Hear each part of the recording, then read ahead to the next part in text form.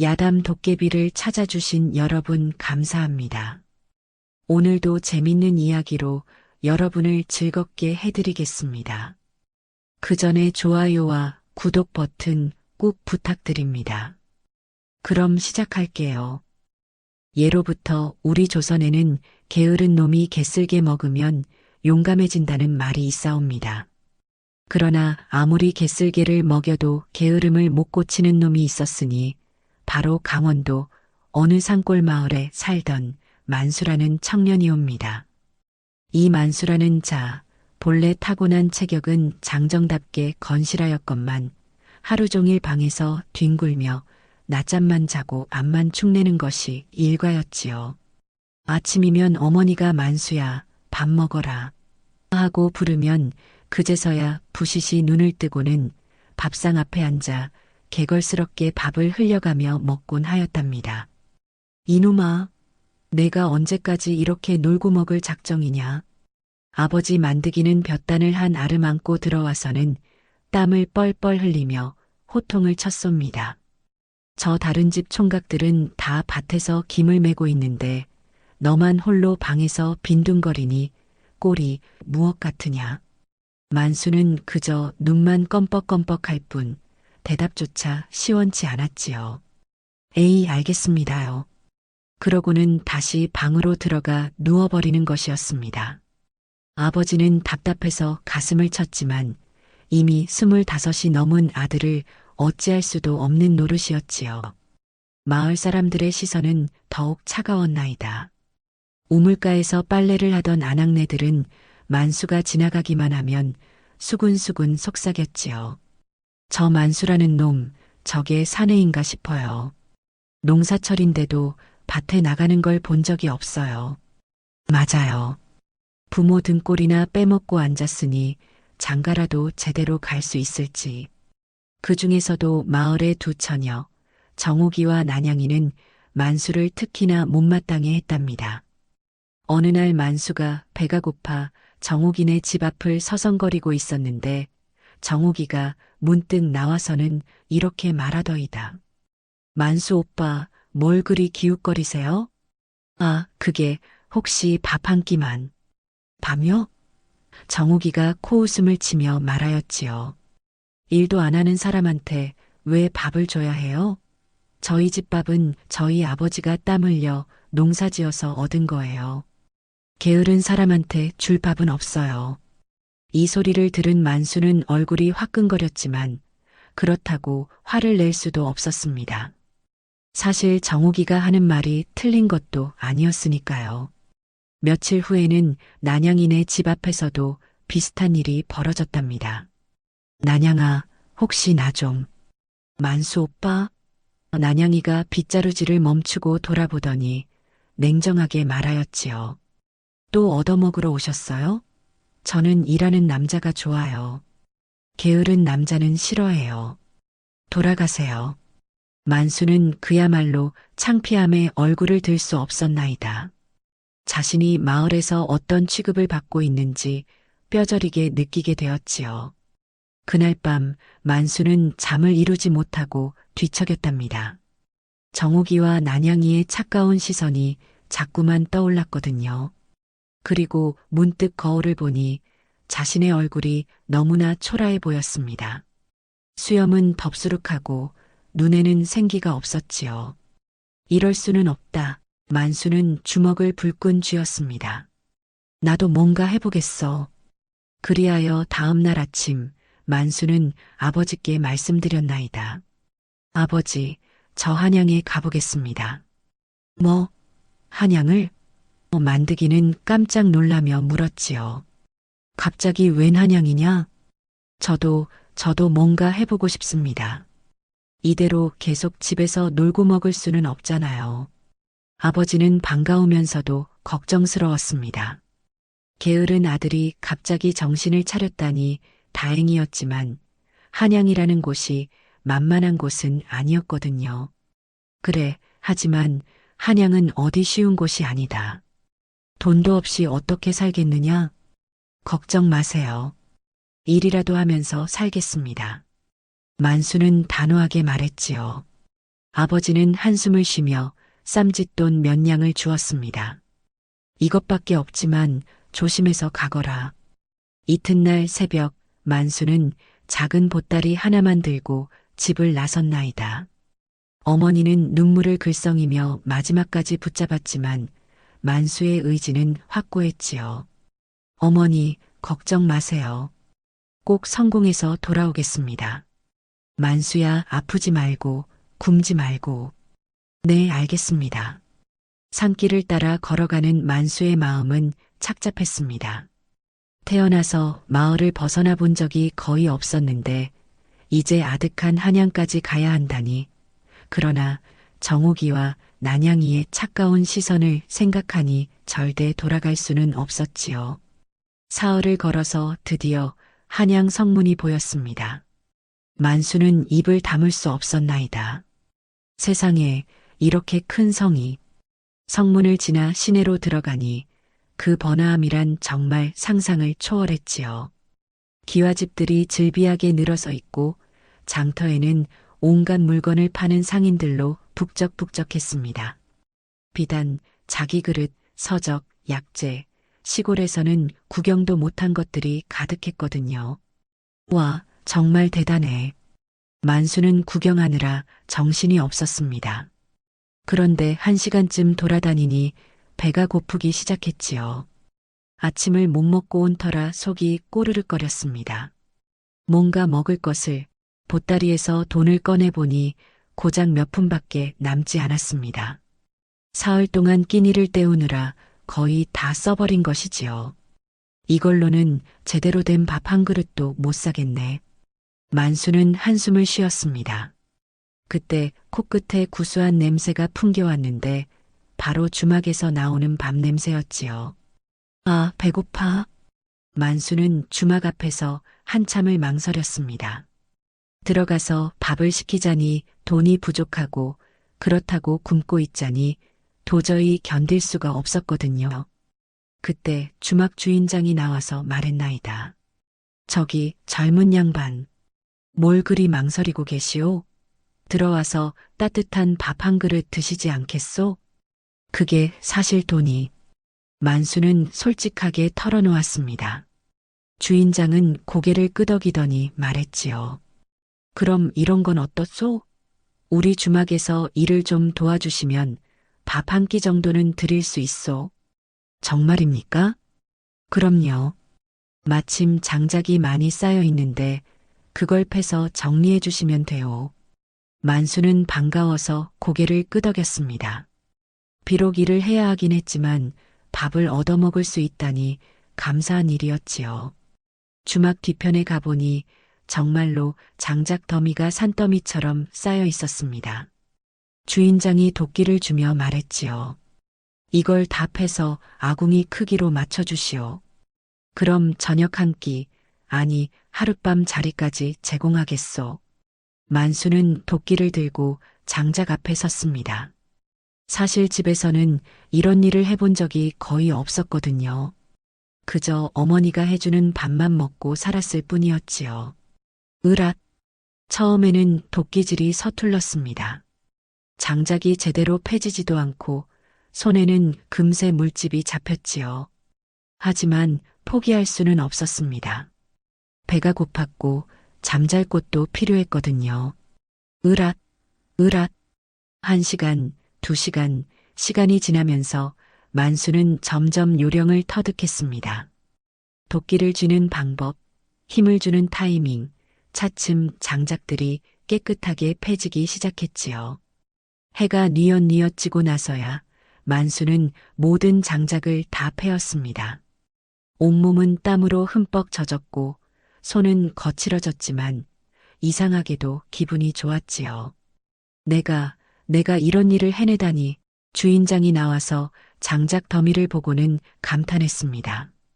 오호, 이거 제법 잘하시는군요. 이렇게 깨끗하게 패놓았으니 약속대로 밥과 잠자리를 제공하겠소. 그날 저녁 만수는 생전 처음으로 자신이 일해서 얻은 밥을 먹었나이다. 보리밥에 된장국, 그리고 김치 몇 쪽이 전부였지만 그 맛이란 꿀보다 달았지요. 이렇게 맛있을 줄이야. 만수는 밥을 한 그릇 뚝딱 비우고 또 한 그릇을 시켰습니다. 주인장도 흐뭇하게 바라보며 밥을 더 가져다 주었지요. 젊은 양반, 내일도 일할 생각 있소? 네, 내일도요? 마침 소금을 한양으로 실어와야 하는데 일꾼이 필요하오. 품삯도 나쁘지 않을 거요. 만수는 고개를 끄덕였습니다. 일을 한다는 것이 이렇게 뿌듯할 줄은 몰랐거든요. 그날 밤 마루에 자리를 펴고 누워서도 만수는 쉽게 잠들 수 없었나이다. 오늘 하루 동안 느낀 것들이 너무나 새로웠거든요. 땀 흘려 일하고 그 대가로 밥을 먹고 자리를 얻는다는 것, 집에서는 당연하게 여겼던 것들이 얼마나 소중한지 처음 깨달았지요. 다음 날 아침부터 만수는 주막일을 도왔습니다. 솥에 불을 떼고 그릇을 닦고 손님들이 쏟은 것을 치우고 비록 힘든 일이었지만 어제처럼 뿌듯함을 느꼈지요. 점심때가 되어 주방에서 밥을 먹고 있는데 주인장이 다가와서 말했나이다. 젊은 양반 궁금한 게 있어. 네, 무엇을 말씀하시는지요? 혹시 고향이 어디시오? 강원도 산골 마을입니다. 그럼 소금은 어디서 구하시오? 바닷가가 멀 텐데. 만수는 고개를 끄덕였습니다. 네, 소금은 보통 장꾼들이 가져와서 팔았습니다. 그런데 값이 그리 비싸지는 않았어요. 얼마나 하던가요? 한 대에 보통 2어푼 정도였던 것 같은데. 주인장이 눈을 번뜩였습니다. 2어푼이라고요? 여긴 한 대에 10푼도 넘게 받소? 네, 정말입니까? 만수는 깜짝 놀랐지요. 고향에서는 흔하디흔한 소금이 한양에서는 그렇게 비싸다니. 그럼 소금을 가져와서 팔면 돈을 많이 벌 수 있겠네요? 당연하지요. 하지만 문제는 운반이요. 소금이 무거운 데다가 길이 험해서 쉽지 않거든요. 그래서 값이 비싼 거요. 만수는 생각에 잠겼습니다. 고향에서 소금을 싸게 사서 한양으로 가져와 비싸게 팔면 엄청난 이익을 남길 수 있을 것 같았거든요. 주인장님, 혹시 소금을 많이 사고 싶어 하는 곳이 있습니까? 그야 많지요. 우리 주막도 그렇고 다른 주막들, 그리고 큰 상점들, 모두 싸고 좋은 소금을 구하려고 애를 쓰고 있어. 만수는 마음속으로 계획을 세우기 시작했습니다. 고향으로 돌아가서 소금을 사가지고 와서 팔면 되겠다 싶었거든요. 며칠 더 주막에서 일을 한 후 만수는 주인장께 말씀드렸나이다. 주인장님, 저 고향에 잠깐 다녀오겠습니다. 고향에요? 혹시 소금 장사 때문에? 네, 한번 해보고 싶습니다.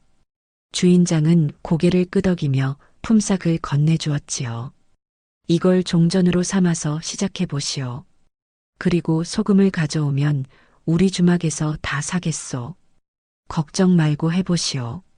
만수는 감사 인사를 드리고 다시 고향으로 향했습니다. 올 때와는 달리 마음이 한결 가벼웠지요. 뭔가 할 일이 생겼다는 희망이 있었거든요. 고향에 도착해서 부모님께 인사를 드리고는 곧바로 소금을 구하러 다녔습니다. 마을의 소금 장수를 찾아가서 물어보니 정말로 한 대에 2푼이면 살 수 있었지요. 소금을 얼마나 사실 건가요? 100대만 주세요. 100대라고요? 그걸 어디다 쓰실 건데요? 한양에 가져가서 팔 생각입니다. 소금 장수는 고개를 끄덕였습니다. 장사꾼들이 가끔 그렇게 사가곤 했거든요. 그럼 200푼입니다. 만수는 주인장에게서 받은 품삯으로 소금을 샀습니다. 지게에 지고 가기에는 너무 무거워서 마을의 짐꾼 아저씨에게 부탁해서 한양까지 운반했지요. 한양에 도착해서 주막에 소금을 가져가니 주인장이 반가워했습니다. 오, 정말 가져왔군요. 품질도 좋아 보이고 얼마에 파실 건가요? 한 대에 8푼이면 어떨까요? 줬소. 그럼 100대를 다 사겠소. 만수는 800푼을 받았습니다. 소금값과 운반비를 제외해도 400푼이 넘는 이익이 남았지요. 평생 만져보지 못한 큰돈이었습니다. 주인장님, 다음에도 가져오면 사주실 건가요? 물론이지요. 그리고 다른 주막에도 소개해 드릴게요. 이런 좋은 소금을 이 값에 살 수 있다면 모두들 좋아할 거요. 만수는 기뻤습니다. 드디어 자신만의 장사를 시작하게 되었거든요. 그 후로 만수는 한 달에 2번씩 고향을 오가며 소금 장사를 했습니다. 주인장의 소개로 거래처도 늘어갔고 한 번에 가져오는 소금의 양도 점점 많아졌지요. 반년 만에 만수는 제법 돈을 모을 수 있었나이다. 그러자 더 큰 욕심이 생겼지요. 소금뿐만 아니라 다른 물건도 거래해보고 싶었거든요. 어느 날 고향에 내려갔을 때 아버지가 말씀하셨습니다. 만수야, 너 요즘 제법 돈을 버는구나. 네, 아버지. 소금 장사가 잘 되고 있어요. 그런데 정욱이와 난양이가 자꾸 너 이야기를 하더라. 네? 그 애들이요? 응, 너 한양에서 장사한다고 하니까 갑자기 관심을 보이는 것 같더라. 만수는 쓴 웃음을 지었습니다. 전에는 게으르다며 무시했던 처녀들이 이제는 돈을 번다고 하니까 관심을 보인다니 사람의 마음이란 참 요지부동한 것이 아니구나 하는 생각이 들었지요. 하지만 만수는 더 이상 그 처녀들에게 관심이 없었습니다. 한양에서의 생활이 훨씬 흥미로웠거든요. 새로운 사람들을 만나고 새로운 일에 도전하는 것이 즐거웠지요. 소금 장사로 어느 정도 돈을 모은 만수는 더 큰 장사를 꿈꾸기 시작했습니다. 고향의 다른 특산물들도 한양에서 잘 팔릴 것 같았거든요. 어느 날 고향에 갔을 때 만수는 마을 어르신들을 찾아가 여쭈어 보았나이다. 어르신, 우리 마을에서 나는 물건 중에 한양 사람들이 좋아할 만한 게 또 뭐가 있을까요? 글쎄, 우리 마을 꿀은 유명하지 않냐? 그리고 들기름도 질이 좋고. 아, 그것들도 좋겠네요. 또 뭐가 있을까요? 배짜기도 잘하는 아낙네들이 많아서 못이나 삼배 같은 것도 품질이 좋아. 그런데 그런 걸 한양에 가져가서 팔 수 있겠냐? 만수는 눈이 번쩍 뜨였습니다. 꿀, 들기름, 배 모두 한양에서는 비싸게 팔릴 것들이었거든요. 물론입니다. 한양에는 그런 걸 필요로 하는 사람들이 많아요. 이번에는 더 큰 규모로 장사를 시작했습니다. 소금뿐만 아니라 꿀, 들기름, 배까지 함께 가져가서 팔았지요. 처음에는 혼자서 지게를 지고 다녔지만 물건이 많아지자 말과 수레를 사서 운반했습니다.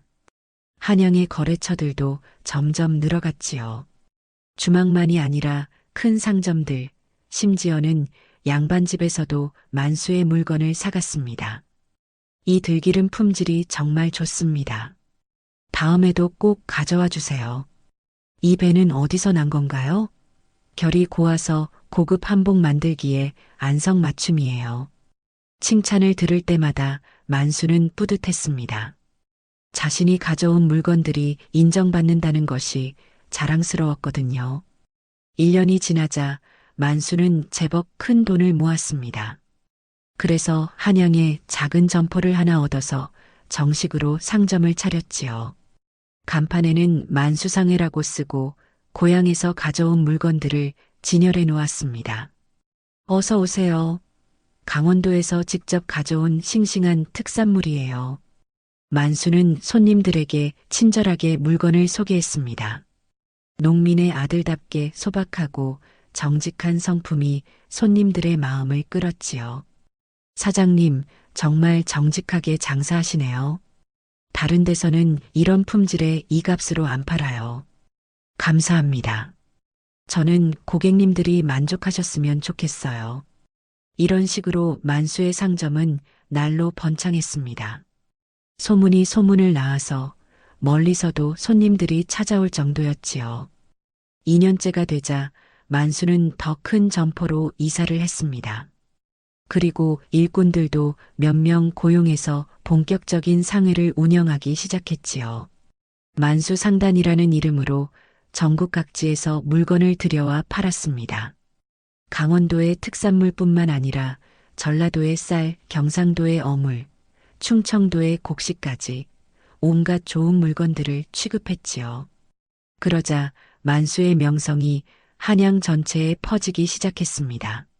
만수 상단 주인? 아, 그 젊은 상인 말인가. 정직하고 품질 좋은 물건만 취급한다고 소문난 그 사람? 맞아요. 처음에는 시골에서 온 무명의 청년이었는데 몇 년 만에 이렇게 큰 상단을 일으켰다고 해요. 대단하네요. 요즘 같은 세상에 그런 사람이 있다니. 만수는 성공했습니다. 더 이상 게으른 청년이 아니었지요. 이제는 한양에서 손꼽히는 상인이 되었습니다. 그러던 어느 날 고향에서 편지가 왔나이다. 아버지께서 쓰신 편지였는데 내용인 즉슨 이랬습니다. 만수야, 너 소식이 마을에까지 들려왔다. 한양에서 큰 상인이 되었다고 하니 아버지로서 정말 자랑스럽다. 그런데 정욱이와 난양이가 자꾸 너를 보고 싶다고 하는구나. 둘 다 아직 시집을 안 갔는데 혹시 내가 돌아오면. 편지를 읽은 만수는 복잡한 마음이 들었습니다. 전에 자신을 무시했던 처녀들이 이제는 자신에게 관심을 보인다니 사람의 마음이란 정말 변하기 쉬운 것이구나 하는 생각이 들었지요. 하지만 만수에게는 더 큰 야망이 있었습니다. 이제 막 시작인 것 같았거든요. 더 큰 장사를, 더 넓은 세상을 경험해보고 싶었지요. 그 무렵 만수는 새로운 기회를 엿보고 있었습니다. 청나라와의 교역이 점점 활발해지고 있었는데 만약 그 교역에 참여할 수 있다면 엄청난 이익을 남길 수 있을 것 같았거든요. 하지만 청나라와의 교역은 아무나 할 수 있는 것이 아니었습니다. 조정의 허가가 있어야 했고 그러려면 높은 사람들과의 연줄이 필요했지요.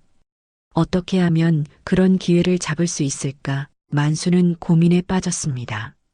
그러던 중에 뜻밖의 기회가 찾아왔나이다. 어느 봄날 만수는 새로운 거래처를 찾기 위해 한강가를 따라 걷고 있었습니다. 강변에는 버들이 파랗게 돋아나고 복사꽃이 화사하게 피어 있었지요. 상인으로서 바쁜 생활을 하다 보니 이런 경치를 구경할 시간도 별로 없었는데 오랜만에 여유로운 마음으로 거닐 수 있었습니다. 그런데 다리를 건너가던 중에 갑자기 살려주세요 하는 비명소리가 들려왔습니다. 만수가 놀라서 소리나는 쪽을 보니 강물에 두 사람이 빠져서 허우적거리고 있었지요. 어머니, 어머니. 한 여인이 강물에 빠진 나이든 부인을 구하려고 애쓰고 있었는데 자신도 물에 빠져서 위험한 상황이었습니다. 만수는 주저하지 않았습니다. 옷을 벗어던지고 강물로 뛰어들었지요. 잠깐만요. 제가 도와드릴게요. 물살이 제법 센 편이었지만 만수는 젊고 건장했기 때문에 헤엄을 칠 수 있었습니다. 먼저 나이든 부인을 안전한 곳으로 끌고 가고 그 다음에 젊은 여인도 구했지요. 헉, 괜찮으세요? 만수가 숨을 헐떡이며 물었습니다. 나이든 부인은 의식을 잃은 상태였고 젊은 여인은 눈을 뜨지 못한 채 어머니를 부르고 있었지요. 어머니, 정신 차리세요. 그때서야 만수는 그 여인이 눈이 보이지 않는다는 것을 알았습니다. 하지만 그 얼굴은 참으로 곱디구었지요.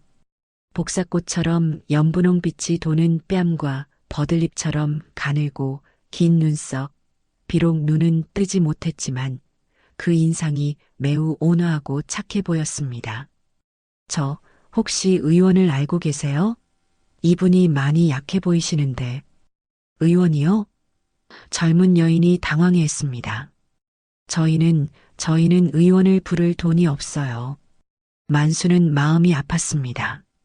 돈이 없어서 의원을 부르지 못한다니 자신이 상인으로 성공해서 넉넉하게 사는 것과는 너무나 다른 현실이었지요.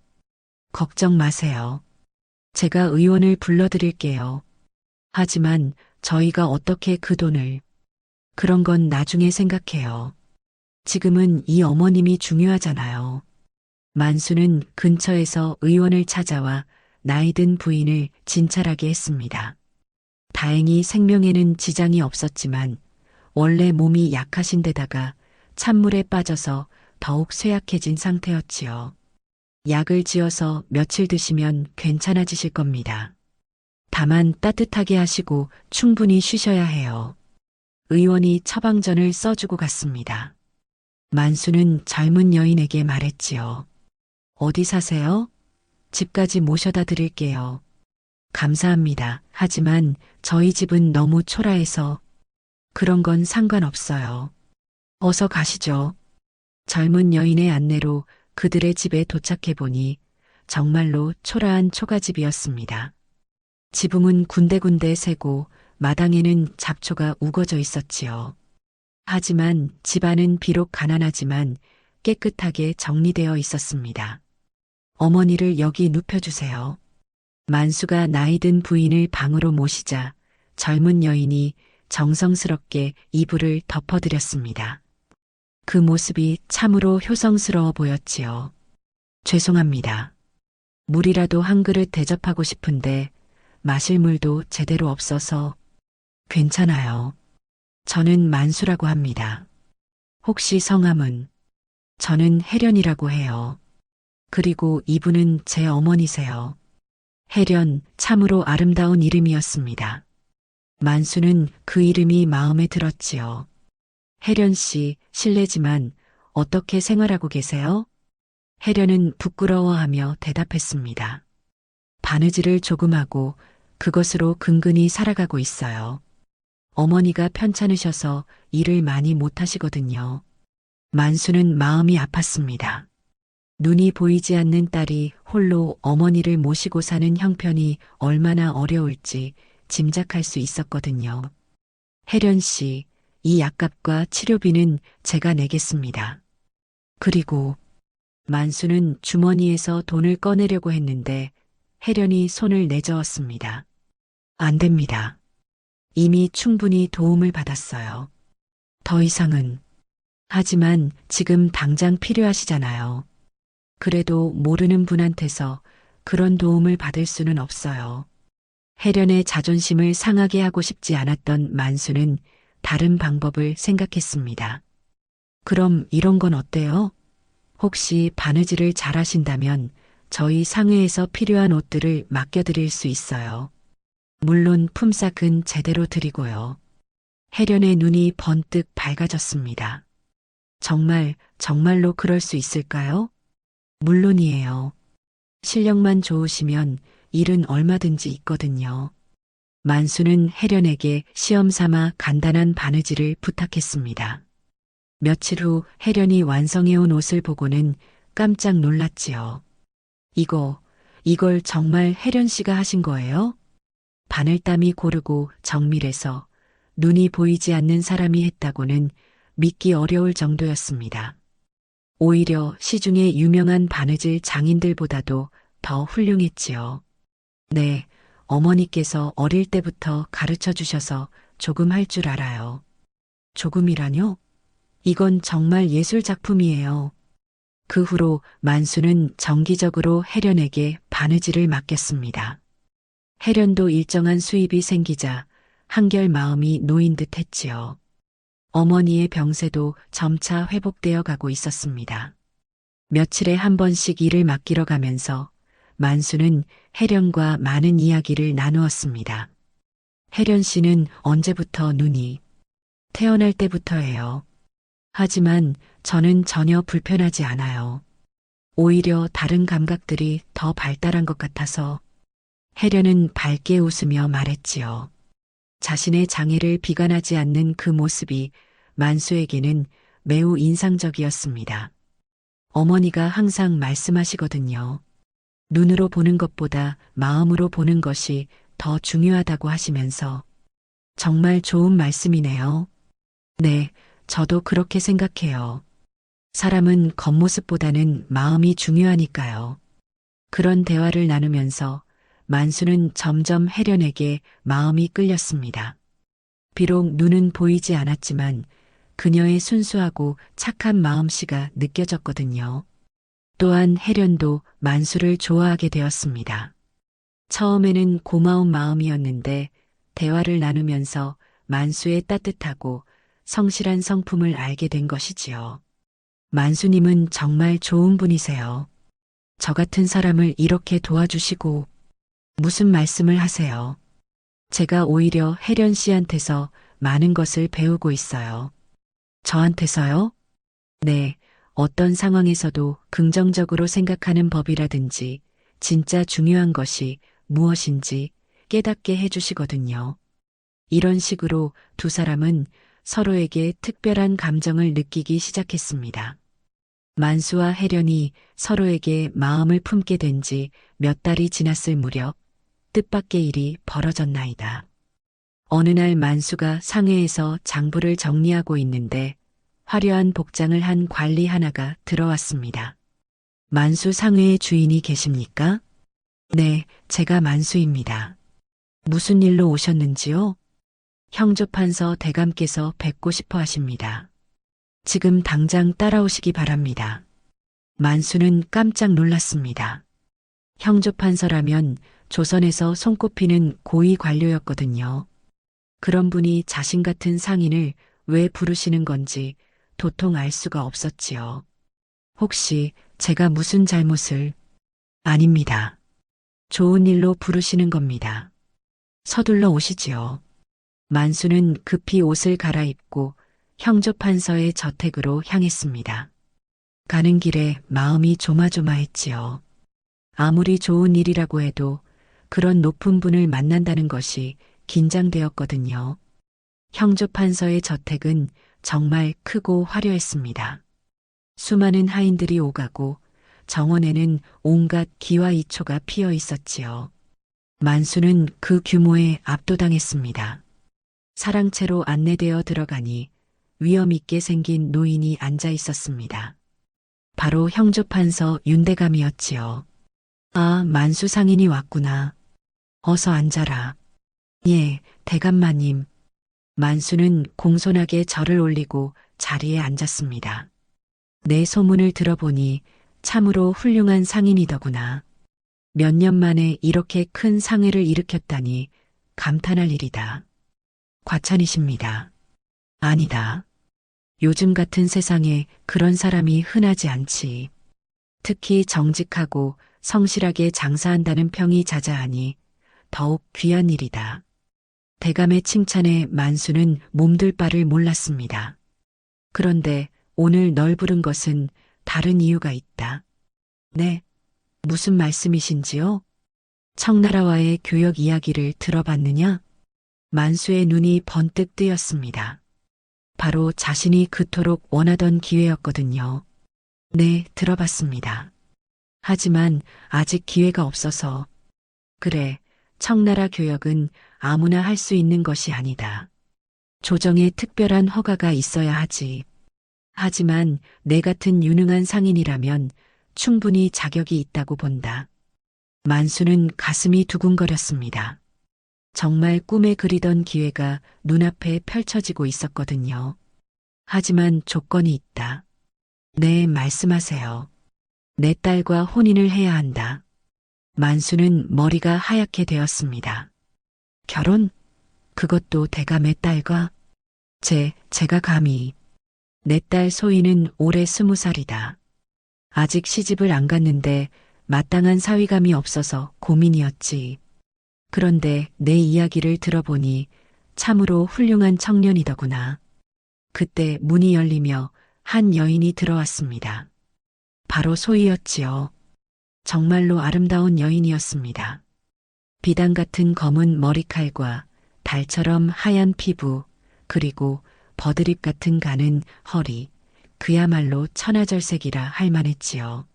아버님 부르셨어요? 응, 소희야. 이분이 만수 상인이다. 소희는 만수를 보고 살짝 미소를 지었습니다. 그 미소는 정말로 아름다웠지요. 처음 뵙겠습니다. 만수는 어쩔 줄 몰라 했습니다. 분명 아름다운 여인이었고 형조판서의 딸이라니 신분도 높았지요. 더구나 청나라 교역권까지 준다니 모든 면에서 완벽한 조건이었습니다. 하지만 만수의 마음속에는 해련이 있었거든요. 대감마님, 이런 큰 은혜를 어떻게 받아들여야 할지. 은혜라니 무슨 소리냐? 이건 서로에게 도움이 되는 일이다. 너는 청나라 교역으로 더 큰 상인이 될 수 있고 내 딸은 좋은 남편을 얻는 것이니까. 대감은 만수의 어깨를 두드리며 말했지요. 물론 급하게 결정할 일은 아니다. 충분히 생각해 보거라. 하지만 이런 기회는 다시 오지 않을 수도 있다는 것을 명심해라. 만수는 머리가 복잡했습니다. 집으로 돌아가는 길에 내내 고민에 빠져 있었지요. 한편으로는 큰 기회였습니다. 청나라 교역권을 얻으면 상상할 수 없을 정도의 부를 축적할 수 있을 거였거든요. 더구나 형조판서의 사위가 된다면 사회적 지위도 크게 높아질 것이었지요.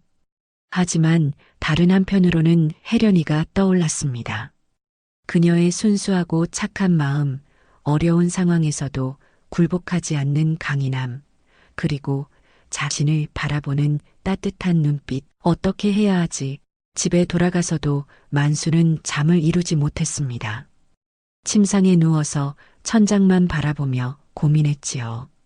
다음 날 만수는 혜련을 만나러 갔습니다. 혜련은 언제나처럼 밝게 맞아주었지요. 만수님, 어서 오세요. 오늘은 얼굴이 좀 어두워 보이시는데 무슨 걱정이라도 있으세요? 역시 혜련은 눈이 보이지 않아도 사람의 기분을 잘 알아차렸습니다. 혜련 씨, 혹시 제가 질문을 하나 해도 될까요? 네, 물론이에요. 만약에 말이에요. 어떤 사람이 큰 기회를 얻을 수 있는데 그 대신 소중한 것을 포기해야 한다면 어떻게 해야 할까요? 혜련은 잠시 생각하더니 대답했습니다. 그 소중한 것이 무엇인지에 따라 다를 것 같아요. 만약 그것이 정말로 자신에게 가장 중요한 것이라면 기회를 놓치더라도 지켜야 한다고 생각해요. 그런데 그 기회가 정말 큰 것이라면요? 기회는 또 올 수 있어요. 하지만 진정으로 소중한 것은 한 번 잃으면 다시 찾기 어려우니까요. 혜련의 말이 만수의 가슴에 깊이 박혔습니다. 그날 밤 만수는 결심했습니다. 하지만 그 결심을 실행에 옮기기까지는 또 다른 일들이 벌어져야 했나이다. 며칠 후 만수가 혜련의 집을 방문했을 때 뜻밖의 일이 벌어졌습니다. 혜련 씨? 혜련 씨 계세요? 문을 두드려도 대답이 없어서 이상하게 여겨 문을 열고 들어가 보니 혜련이 방에서 끙끙거리고 있었지요. 혜련 씨, 어디 아프세요? 아, 만수님 죄송해요. 어저께 나무에서 떨어져서 다리를 다쳤어요. 만수가 자세히 보니 혜련의 오른쪽 다리가 심하게 부어 있었습니다. 어떻게 이런 일이? 의원은 불렀어요? 돈이 없어서 그냥 참고 있어요. 만수는 혜련의 모친에게 물어보았습니다. 어머님, 어떻게 된 일이세요? 우리 혜련이가 뒷산에 나물 캐러 갔다가 발을 헛디뎌서 나무에서 떨어진 거예요. 그때 다리를 다쳤는데 혜련의 어머니는 눈물을 글썽이며 말했지요. 앞도 못 보는 아이가 이제 다리까지 절개되었으니 이를 어쩌면 좋아요. 만수는 즉시 의원을 불러왔습니다.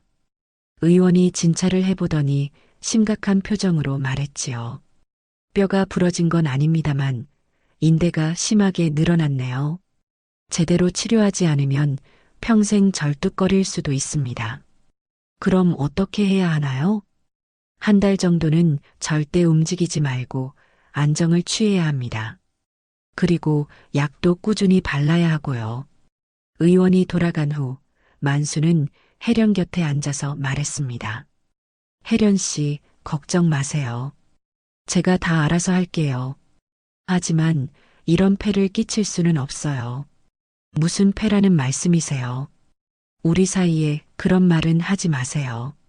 만수는 그 후로 매일 혜련의 집을 찾아가서 간병을 도왔습니다. 약을 발라주고 식사를 차려드리고 집안일까지 도왔지요. 만수님, 이러시면 안 되는데 상회 일은 어떻게요? 상회 일은 믿을 만한 사람에게 맡겨놨어요. 지금은 혜련 씨가 더 중요해요. 어느 날 저녁 혜련이 만수에게 말했습니다. 만수님, 저 같은 사람 때문에 이렇게 고생하실 필요 없어요. 무슨 소리예요? 앞도 못 보는 데다가 이제 다리까지 절개되었잖아요. 저는 이제 정말 아무 쓸모없는 사람이 되었어요. 혜련의 목소리에 절망이 묻어났습니다. 만수는 마음이 아팠지요. 혜련 씨, 그런 말 하지 마세요. 당신이 얼마나 소중한 사람인지 모르세요? 소중하다뇨? 이런 몸으로 무엇을 할 수 있겠어요? 혜련 씨 만수가 혜련의 손을 잡았습니다. 저한테는 당신이 세상에서 가장 소중한 사람이에요. 네, 눈이 안 보이는 것도 다리를 절개된 것도 상관없어요. 제가 당신의 눈이 되어드릴 수도 있고 당신의 다리가 되어드릴 수도 있어요. 혜련은 깜짝 놀랐습니다. 만수님, 그게 무슨 말씀이세요? 혜련 씨, 저와 결혼해 주세요. 네, 결혼이라뇨? 네, 저는 진심이에요. 당신과 평생 함께 살고 싶어요. 혜련은 눈물을 글썽였습니다. 하지만 저는 이런 몸인걸요. 그런 건 중요하지 않아요. 중요한 건 마음이에요. 혜련 씨의 착하고 순수한 마음을 저는 사랑해요. 만수님, 처음에는 그저 불쌍해서 도와드리려고 했어요. 하지만 알고 보니 제가 오히려 혜련 씨한테서 더 많은 것을 배웠어요. 진정한 삶이 무엇인지, 정말 소중한 것이 무엇인지. 만수는 진심을 담아 말했습니다. 저는 지금까지 돈을 벌고 성공하는 것만 생각하며 살았어요. 하지만 혜련 씨를 만나고 나서 깨달았어요. 사람이 살아가는 진짜 이유는 사랑하는 사람과 함께하는 거라는 거요. 혜련도 눈물을 흘리며 대답했습니다. 저도 만수님을 사랑해요. 하지만 만수님은 성공한 상인이시잖아요. 저 같은 사람과 결혼하시면 그런 걱정은 하지 마세요. 제가 선택하는 거니까요. 그때 혜련의 어머니가 눈물을 흘리며 말했습니다. 만수 도령, 정말 고마운 일이지만 우리 혜련이는 이런 몸이에요. 앞으로 도령에게 짐이 될 것 같아서 어머님 걱정 마세요. 저는 혜련 씨와 함께라면 어떤 어려움이라도 이겨낼 수 있어요. 만수의 진심이 전해졌는지 혜련은 마침내 고개를 끄덕였습니다. 만수님, 저 같은 사람을 받아주셔서 고마워요. 고맙기는요. 제가 더 고마워요. 하지만 만수는 아직 형조판서 대감의 제안을 거절하지 못한 상태였지요. 그것이 가장 어려운 일이었습니다. 다음 날 만수는 형조판서 대감을 찾아갔습니다. 마음을 단단히 먹고서 말이지요. 대감마님, 지난번에 말씀하신 일에 대해서 아, 그래. 결심이 섰느냐? 죄송합니다, 대감마님. 저는 그 제안을 받아들일 수 없겠습니다. 대감의 표정이 굳어졌습니다. 무슨 말이냐? 이런 좋은 기회를 거절한다고? 네, 저에게는 이미 마음을 정한 사람이 있습니다. 누구냐? 어느 집 교수인가? 그냥 평범한 여인입니다. 대감이 화를 냈습니다. 이 어리석은 놈아, 내 딸과 결혼하면 청나라 교역권까지 얻을 수 있는데 그걸 포기하겠다는 말이냐? 네, 저는 사랑이 더 중요합니다. 사랑? 사랑이 밥 먹여주느냐? 권력과 부보다 사랑이 더 중요하다고? 네, 저에게는 그렇습니다. 대감은 어이없다는 듯이 만수를 바라보았습니다. 좋다. 내가 그렇게 나온다면 할 수 없지. 하지만 후회하지 말거라. 이런 기회는 다시 오지 않을 것이다. 후회하지 않겠습니다. 만수는 고개를 숙여 인사하고 대감의 저택을 나왔습니다. 마음 한편으로는 아쉬움이 있었지만 후회는 없었지요. 만수가 형조 판서의 제안을 거절했다는 소문이 한양 전체에 퍼졌나이다. 만수 상인이 형조 판서의 사위 제안을 거절했다고? 그래, 청나라 교역권까지 포기했다더군. 왜 그랬을까? 미쳤나? 다른 여자가 있다는 소문이야. 어떤 여자가 형조 판서의 딸보다 좋다는 거야? 사람들은 만수의 선택을 이해하지 못했습니다. 하지만 만수는 개의치 않았지요. 며칠 후 만수는 정식으로 해련에게 청혼했습니다. 비록 초라한 초가집에서 치른 청혼이었지만 두 사람의 마음은 그 어느 때보다 간절했지요. 해련 씨, 저와 결혼해 주세요. 평생 당신만을 사랑하겠습니다. 만수님, 저도 평생 만수님만 바라보겠어요. 해련의 어머니도 눈물을 흘리며 축복해 주었습니다. 두 분이 이렇게 서로 사랑하시니 어머니로서 더 바랄 게 없어요. 혼례 날짜를 정하고 준비를 하는 동안 만수는 상해 일도 정리했습니다. 믿을 만한 부하들에게 경영을 맡기고 자신은 좀 더 소박한 삶을 살기로 결심했거든요. 사장님, 정말로 상해에서 손을 떼실 건가요? 완전히 손을 떼는 건 아니야. 다만 직접 관여하지는 않겠어. 너희들이 잘 해주길 바란다. 하지만 사장님께서 안 계시면 걱정 말아라. 내가 없어도 잘 돌아갈 거야. 그리고 가끔은 조언도 해줄 테니까. 만수는 상회의 수익 중 상당 부분을 가난한 사람들을 돕는 데 쓰기로 했습니다. 해령과의 만남을 통해 세상에는 도움이 필요한 사람들이 많다는 것을 깨달았거든요. 드디어 혼례 날이 되었습니다. 화려한 혼례식은 아니었지만 진심이 담긴 따뜻한 혼례였지요. 해련은 비록 눈이 보이지 않고 다리를 절었지만 그날만큼은 세상에서 가장 아름다운 신부였습니다. 하얀 한복을 입고 연지곤지를 찍은 모습이 참으로 곱더이다. 만수도 신랑 한복을 입고 의젓하게 서 있었지요. 몇 년 전만 해도 게으른 청년이었던 그가 이제는 성숙한 남성이 되어 있었습니다. 신랑 신부 서로 절을 올려라. 혼례를 주관하던 어른이 말하자 두 사람은 서로를 향해 깊은 절을 올렸습니다. 그 절에는 평생을 함께 하겠다는 다짐이 담겨 있었지요. 혼례가 끝난 후 동네 사람들이 축하해 주었습니다. 만수야, 정말 좋은 부인을 얻었구나. 네, 고맙습니다. 혜련아, 너도 좋은 남편을 만났어. 평생 행복하게 살아라. 네, 감사합니다. 그런데 이상한 일이 벌어졌습니다. 혼례 다음 날부터 만수의 상해로 주문이 폭주하기 시작한 것이지요. 만수 상인의 의리를 본받고 싶어서 거래하러 왔습니다. 돈보다 사랑을 택한 분이라니 정말 훌륭하십니다. 이런 분과 장사하면 속지 않을 것 같아요. 사람들은 만수의 선택을 듣고 오히려 그를 더욱 신뢰하게 되었던 것입니다. 권력과 부보다 사랑을 택한 그의 인품을 높이 산 것이지요. 결과적으로 만수의 상해는 이전보다 더욱 번창하게 되었습니다. 비록 청나라 교역권은 얻지 못했지만 더 많은 사람들의 신뢰를 얻게 된 것이지요. 며칠 후 만수는 해령과 함께 고향으로 내려갔습니다. 부모님께 며느리를 소개하고 앞으로의 계획을 말씀드리려고 했거든요. 아버지, 어머니, 인사드려요. 아이고, 우리 만수가 왔구나. 그리고 이분이. 네, 제 아내 혜련입니다.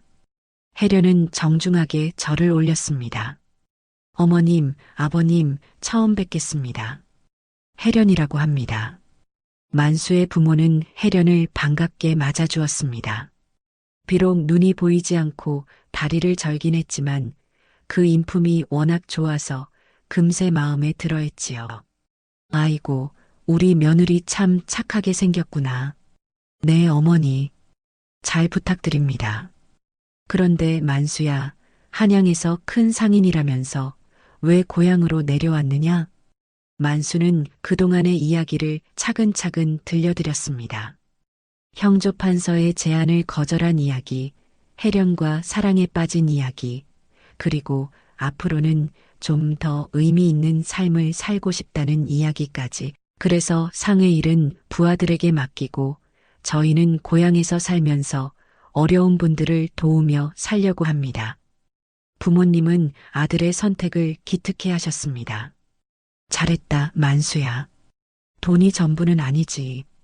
사람이 살아가면서 정말 중요한 건 마음이니까. 네, 아버지. 그 후로 만수와 혜련은 고향의 자리를 잡고 새로운 삶을 시작했습니다. 큰 집을 짓지는 않았지만 따뜻하고 아늑한 집에서 행복하게 살았지요. 만수는 한양에서 번 돈으로 마을의 가난한 사람들을 도왔습니다.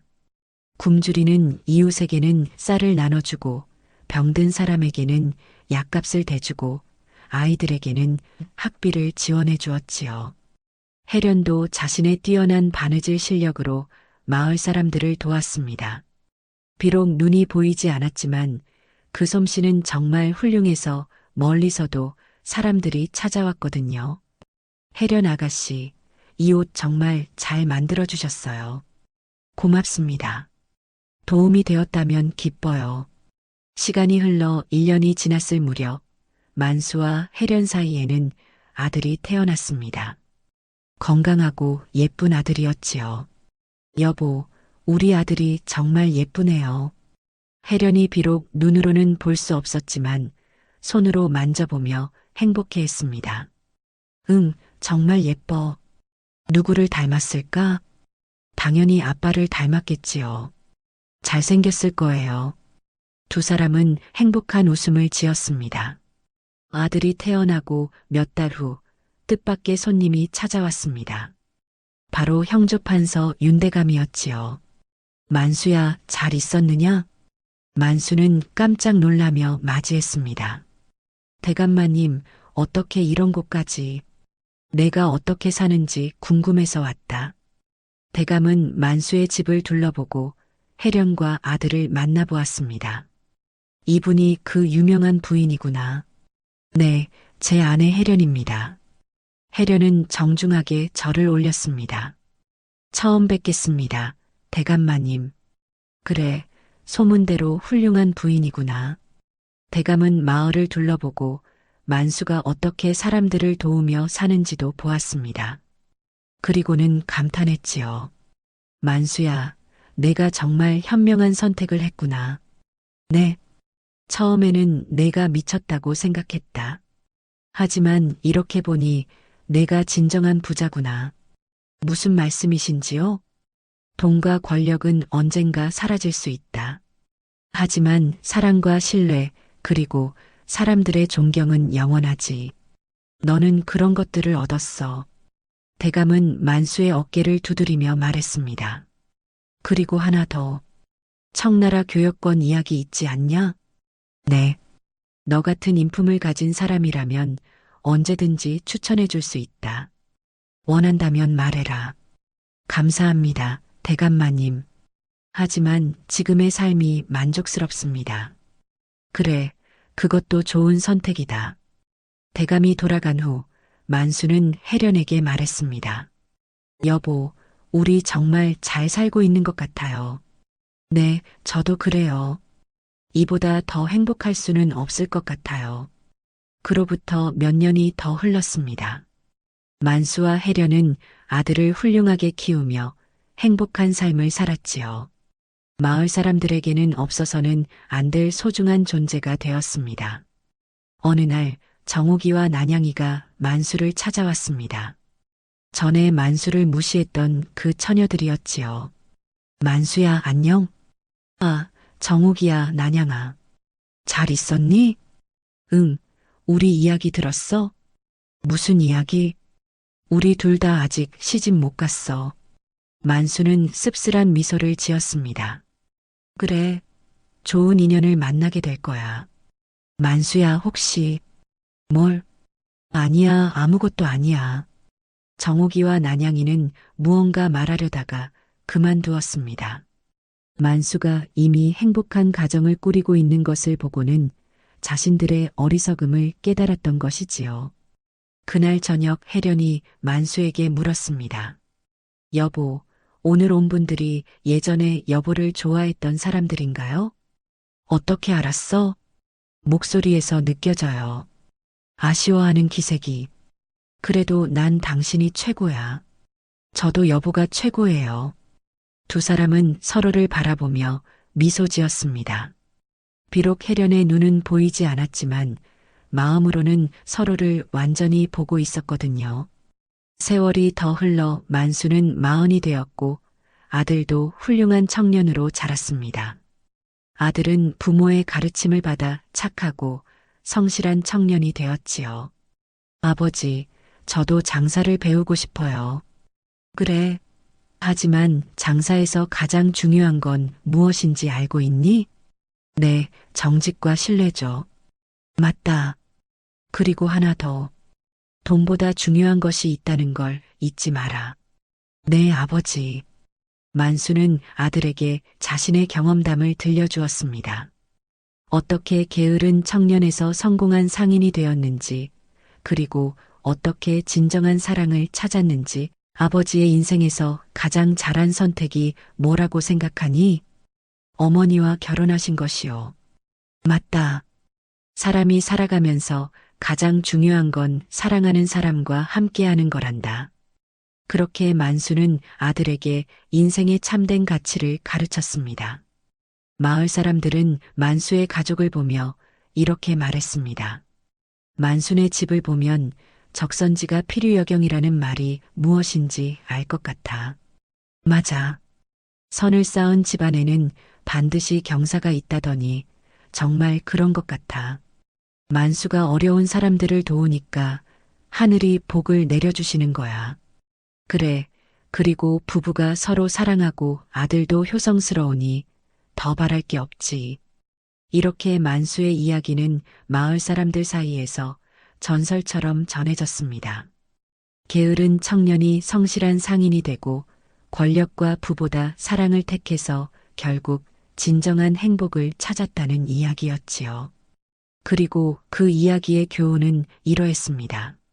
사람은 태어날 때부터 정해진 운명대로 사는 것이 아니다.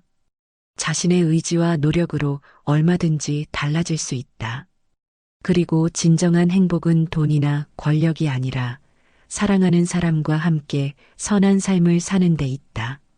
만수는 마침내 깨달았습니다. 자신이 한양에 나가서 큰 상인이 된 것도 중요했지만 더 중요한 것은 혜련을 만나 사랑을 배우고 진정한 삶의 가치를 깨닫게 된 것이라는 걸 말입니다. 그렇게 만수와 혜련은 평생을 함께하며 행복하게 살았다고 전해집니다. 이것이 바로 게으른 만수의 깨달음이라는 이야기였나이다. 옛사람들이 말하길 하늘은 스스로 돕는 자를 돕는다 하였거니와 만수의 이야기가 바로 그것을 보여주는 것이 아니겠습니까? 게으르기만 하던 청년이 자신의 잘못을 깨닫고 노력하여 성공하였고 더 나아가 진정한 사랑까지 찾았으니 참으로 하늘의 도움을 받은 것이라 하겠지요. 그리고 무엇보다 중요한 것은 만수가 큰 부와 권력의 유혹을 뿌리치고 사랑을 택했다는 점입니다. 이것이야말로 진정한 지혜가 아니겠습니까? 여러분들도 살아가시면서 만수처럼 선택의 기로에 서게 될 때가 있을 것입니다. 그때 이 이야기를 기억하시길 바랍니다. 눈앞의 이익보다는 진정한 가치를, 겉으로 드러나는 것보다는 마음을 택하시길, 그것이 바로 우리 조상들이 전하고 싶어 했던 삶의 지혜가 아니겠습니까? 적선지가 필요여경이라 하였으니 선을 쌓고 사는 사람에게는 반드시 좋은 일이 찾아온다는 것을 만수의 이야기가 잘 보여주고 있지 않습니까? 이상으로 게으른 만수의 깨달음 이야기를 마치옵니다.